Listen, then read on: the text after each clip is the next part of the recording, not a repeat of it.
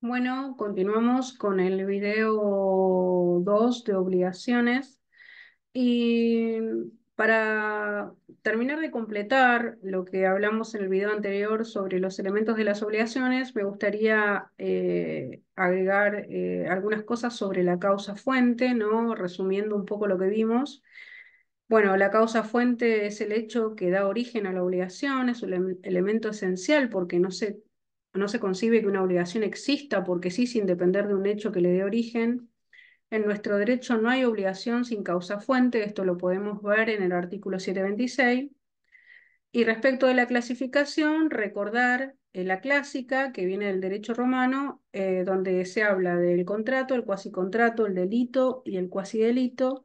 Los glosadores agregaron otra fuente que también es la ley. Y en las fuentes modernas nos encontramos con el enriquecimiento sin causa, que lo vemos en el artículo 794, la voluntad unilateral en los artículos 100, del 1800 y siguientes, el abuso del derecho, artículo 10, la responsabilidad civil, artículo 1708 y siguientes, la gestión de negocios, artículo 1781, y el empleo útil, artículo 1791. Bueno, siguiendo con los elementos y resumiendo, podemos hablar de la causa fin como la finalidad, y la causa fin es la finalidad que las partes han tenido en miras o en miras al celebrar el contrato, el acto, digo, pudiendo hacerse la siguiente distinción: la causa fin es materia del acto jurídico y aplicable a todo el género, y es relevante cuando se trata de obligaciones convencionales creadas voluntariamente a través de actos jurídicos, o sea, contratos. Para clasificarlas tenemos la causa fin inmediata, que es la finalidad abstracta que han tenido las partes al contratar. En los contratos iguales esta causa fin es siempre la misma. Por ejemplo, en todas las compraventas, para el vendedor el fin es recibir el precio y para el comprador es recibir la cosa en propiedad. Y la causa fin mediata, denominada también motivo, son los móviles o razones particulares que ha tenido cada parte para obligarse. Los motivos dependen de cada persona y en principio son irrelevantes para el derecho, salvo que lo hayan exteriorizado y pactado expresamente en el acto jurídico. Esto lo podemos encontrar en el artículo 281 del Código Civil y Comercial de la Nación. Respecto de la presunción de causa o falsedad de causa, aunque la causa no esté expresada en el acto, se presume que existe mientras no se pruebe lo contrario. Esto lo encontramos en el artículo 282 del Código Civil y Comercial. Respecto del acto abstracto, la inexistencia, falsedad o ilicitud de la causa no son discutibles en el acto abstracto, mientras no se haya cumplido, excepto que la ley lo autorice. Esto lo encontramos en el artículo 283. Bueno, terminamos con los elementos de la obligación, los caracterizamos, los resumimos para que haya más fijación del contenido. Y ahora nos vamos a referir a los efectos o cumplimiento y reconocimiento, ¿no? Los efectos de las obligaciones en general. ¿Qué son los efectos de las obligaciones? Los efectos de las obligaciones son las consecuencias jurídicas que derivan de la obligación. Tenemos una distinción con los efectos de los contratos. Los efectos de los contratos son crear, regular, modificar, transferir o extinguir relaciones jurídicas patrimoniales. El efecto de la obligación es colocar al deudor en la necesidad de cumplir por sí o por otro lo prometido, y si ello no ocurre, darle al acreedor los medios legales para que obtenga la correspondiente indemnización. Es común que de los contratos nazcan obligaciones, más nada impide que haya contratos en los cuales no se originen obligaciones. ¿Cuáles son esos contratos? En los que solo se extinguen obligaciones o se transmiten derechos reales. Las obligaciones pueden nacer de un contrato, pero también pueden tener otro origen, por ejemplo, hechos ilícitos, la ley, etc. Tiempos de producción. ¿Cuáles son los tiempos de producción?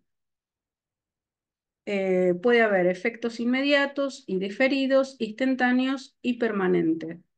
A veces los efectos de la obligación se producen de inmediato, es decir, desde el nacimiento de ella. A eso llamamos efecto inmediato. Otras veces los efectos quedan diferidos en el tiempo porque existe en la obligación algún plazo o condición que posterga el derecho del acreedor. Eso es un efecto diferido.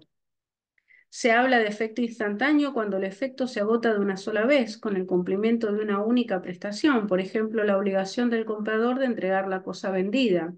Y se habla de efecto permanente cuando los efectos se prolongan en el tiempo, por ejemplo, obligación de pagar mensualmente el precio del alquiler.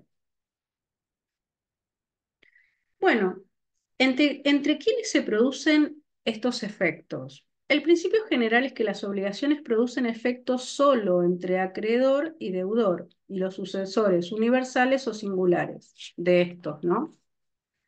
Los terceros no son alcanzados por los efectos de las obligaciones, porque no es aceptable que la voluntad de una persona genere obligaciones a cargo de otra ajena al acto.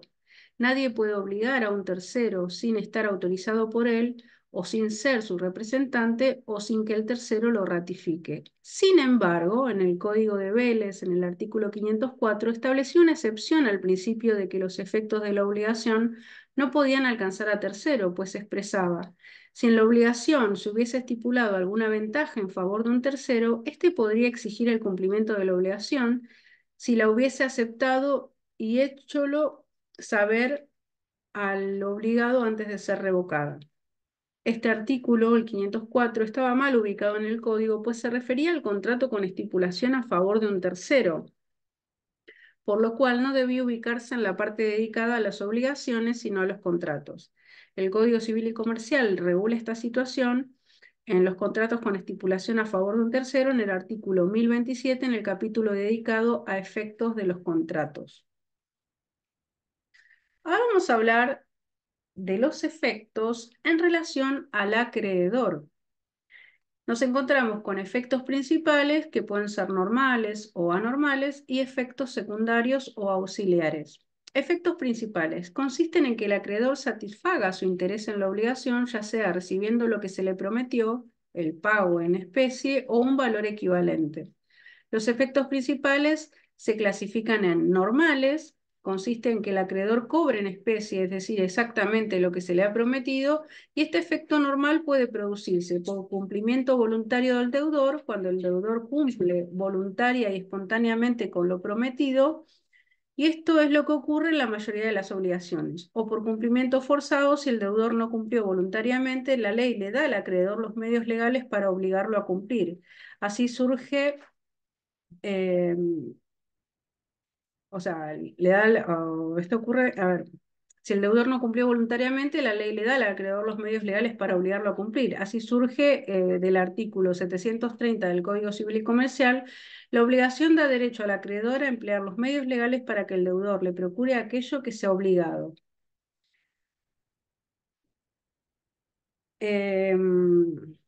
Los medios legales son, por ejemplo, la iniciación de demanda, la traba de embargos, la existencia de multas, etc.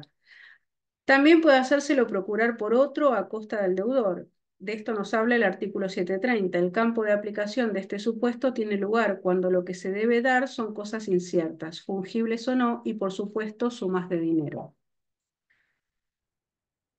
Efectos anormales es la indemnización.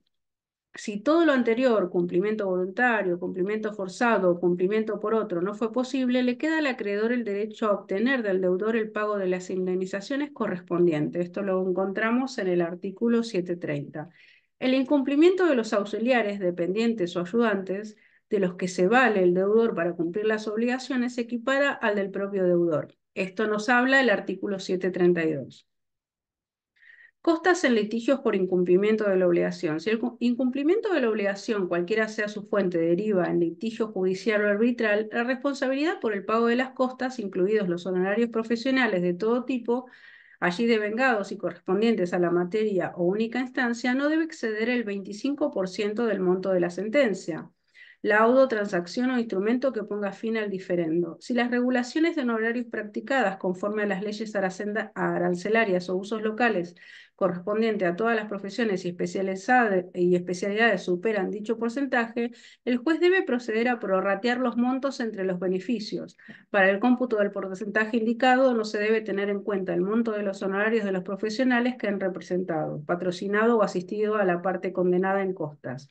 Esto lo seguimos viendo en el artículo 730. Efectos secundarios. Tienden a proteger el crédito del acreedor y el patrimonio del deudor, evitando maniobras del deudor para no cumplir. Abarcan las medidas precautorias o cautelares, que pueden ser embargo, inhibiciones, etc., la acción subrogatoria, la acción revocatoria y la acción de simulación, etc. Ahora vamos a hablar de los efectos, o sea, en relación al deudor, ¿no? Concepto. Consisten en ciertos derechos a favor del deudor. Derecho a exigir la colaboración del acreedor cuando ella es necesaria para cumplir con la obligación y que actúe con cuidado, previsión y según las exigencias de la buena fe. Esto lo encontramos en los artículos 729 y 9. Derecho a pagar y a quedar liberado luego del pago, artículo 131. El deudor no solo debe pagar, sino que también tiene derecho a pagar.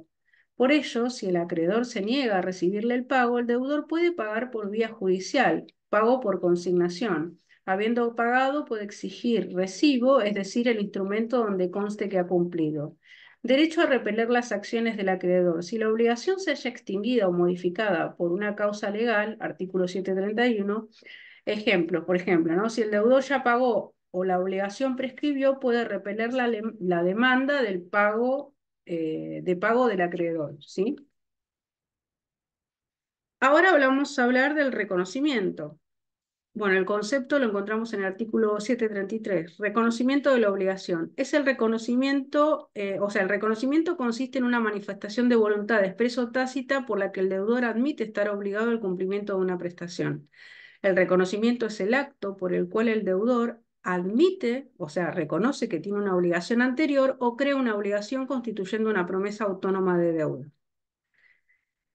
Legislación comparada y sistema argentino. En la legislación comparada se observan dos sistemas: el reconocimiento abstracto de deuda, y en este sistema el acto de reconocimiento crea una obligación con independencia o abstracción de su causa, o sea, de lo que es la causa fin. Es el sistema del código alemán. Y después tenemos el reconocimiento declarativo, que es el acto de reconocimiento donde se declara, admite la existencia de una obligación anterior. Es el sistema del Código Civil de Vélez. El Código Civil y Comercial recepta ambos sistemas, o sea, nuestro código actual en el artículo 734, donde habla de reconocimiento y promesa autónoma. El reconocimiento puede referirse a un título o causa anterior. También puede constituir una promesa autónoma de deuda. Naturaleza jurídica, o sea, respecto al acto jurídico unilateral. La doctrina mayoritaria, entre otros Salvat, Jambi, Alterini, Casseux, sostiene que se trata de un acto jurídico, es decir, un acto voluntario lícito que tiene como fin inmediato producir consecuencias jurídicas. El reconocimiento tiene como fin inmediato reconocer la existencia de una obligación anterior o crear una nueva. Un sector minoritario entiende que se trata de un simple acto lícito sin ese fin inmediato que caracteriza al acto jurídico. Características. Es unilateral, pues su formación basta con la voluntad del que reconoce, y declarativo y constitutivo. En el nuevo código, el reconocimiento sirve para declarar la existencia de una obligación anterior y también para crear una obligación, que es una promesa autónoma de deuda. Formas. El reconocimiento puede hacerse por acto entre vivos o por disposición de última voluntad. Hacerse por instrumento privado o por instrumento público, puede ser expreso o tácito. El reconocimiento expreso. Cuando el deudor manifiesta expresamente en un documento que reconoce la existencia de una obligación, la obligación que se reconoce debe estar bien determinada. Artículo 725. Expresándose, por ejemplo, la causa de la obligación original. Por ejemplo, un contrato hecho lícito, etc. Lo que se debe por ejemplo, 1.000 pesos o 10 bicicletas y la fecha que fue contraída o en que fue contraída la obligación. ¿Sí? Entonces dijimos, en el reconocimiento expreso tiene estar la causa, lo que se debe y la fecha. ¿Sí? El reconocimiento tácito tiene lugar por cualquier hecho del deudor que manifieste su voluntad de admitir la existencia de la obligación. Por ejemplo, pedir plazos para cumplir, constituir garantías, hacer pagos parciales, etc. Efectos. El reconocimiento tiene dos efectos fundamentales. Sirve como prueba de la obligación original, en el caso de que alguna razón falte el documento que la contenía. Interrumpe la prescripción en curso, es decir, la prescripción que aún no se ha cumplido. O sea, si la prescripción ya se cumplió, algunos autores opinan que la obligación original subsiste solo como deber moral. Para otros implica una renuncia del deudor a la prescripción operada. El reconocimiento no puede agravar la prestación original ni modificarla en el perjuicio del deudor, salvo que hubiese una nueva ilícita causa de deber. En casos de discordancia debe estarse a lo que diga el título originario. Artículo 735.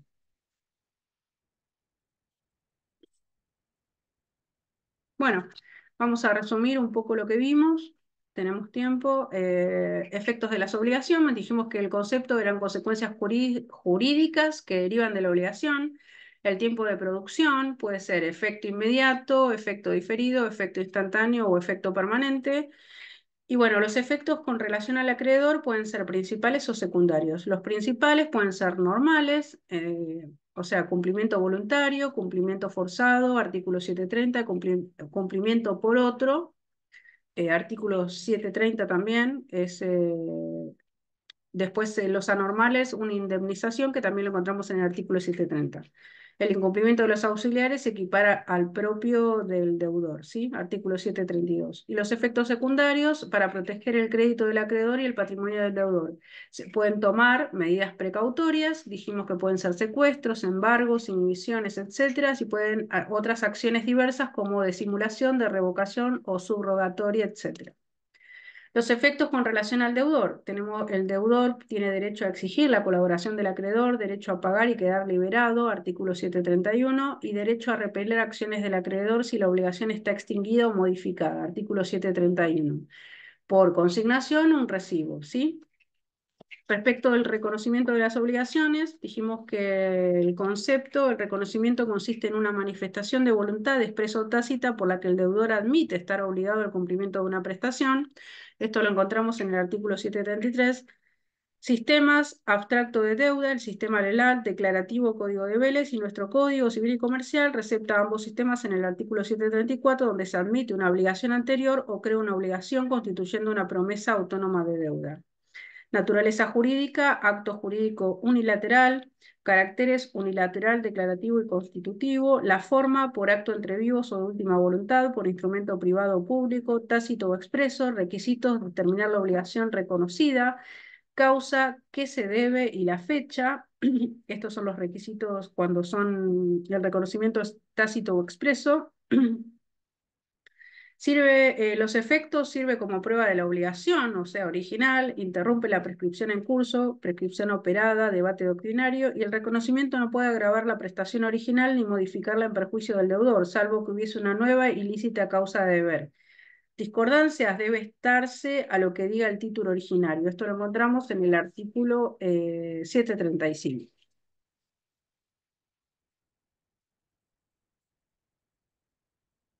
Bueno, eh, como el otro tema es bastante largo, vamos a cortar acá y después seguimos con el